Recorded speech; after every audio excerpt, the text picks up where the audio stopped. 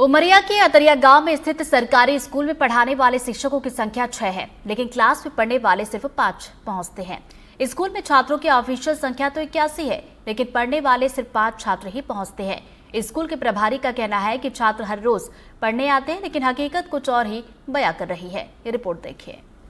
सरकार चाहती है कि हर एक दूरस्थ ग्रामीणांचलों के बच्चे अच्छा पढ़ सके और आगे बढ़ सके।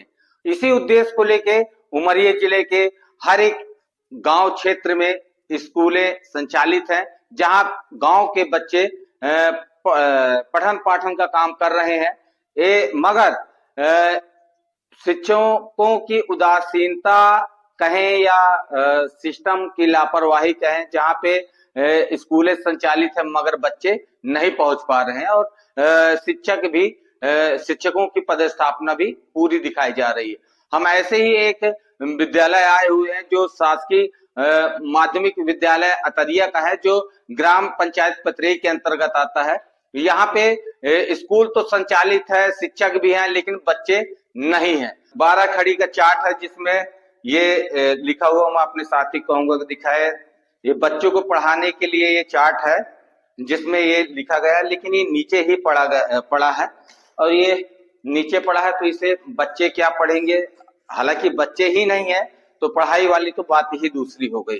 इसमें किसकी लापरवाही है ये अब हम और दिखाते हैं। एक कक्ष ये दूसरा कक्ष आ गए, चूंकि ये 1 से लेके 8 तक का विद्यालय है।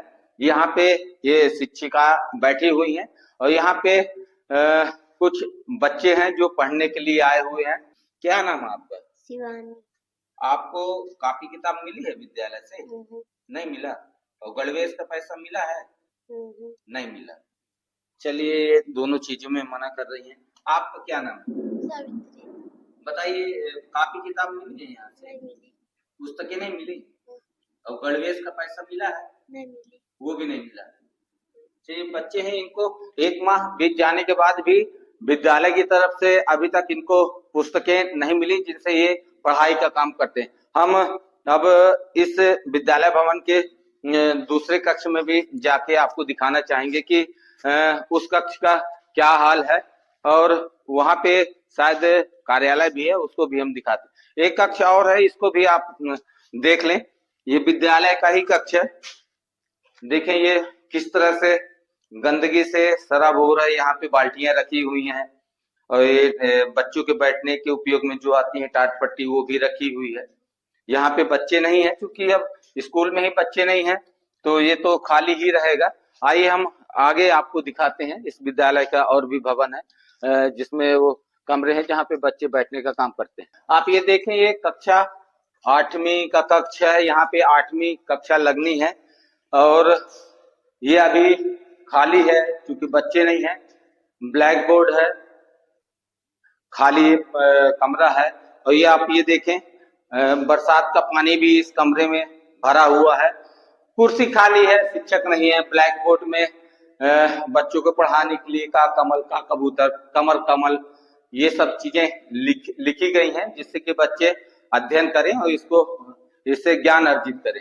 हम दूसरे कक्ष में भी चल के आपको दिखाते हैं। आप ये देखें, ये विद्यालय परिसर है। यहाँ शिक्षकों की गाड़ी भी रखी गई, क्योंकि अब बरसात का मौसम है तो शिक्षकों को भी अपनी सुरक्षा करनी है, गाड़ियों की सुरक्षा भी करनी है। ये कक्षा 7 का कक्ष है। आप ये देखें, ये कक्षा 7 का कक्ष है। यहाँ पे अंदर हम आपको दिखाते हैं। यहाँ शायद कार्यालय इस कक्ष को बनाया गया है। यहाँ पे शिक्षक बैठे हुए हैं और अपना कार्यालयीन काम कर रहे हैं। चूंकि अब बच्चे नहीं, स्वाभाविक है, बच्चे न होने से अब इनको अन्य कार्यों को तो करना पड़ेगा। अगर बच्चे होते तो ये पढ़ाई का भी काम करते। हम यहाँ के प्रधानाध्यापक से पूछना चाहेंगे कि क्या है वस्तु स्थिति और बच्चे क्यों नहीं आ पा रहे, कितनी छात्र संख्या और कितने शिक्षकों की संख्या है। क्या नाम है सर आपका?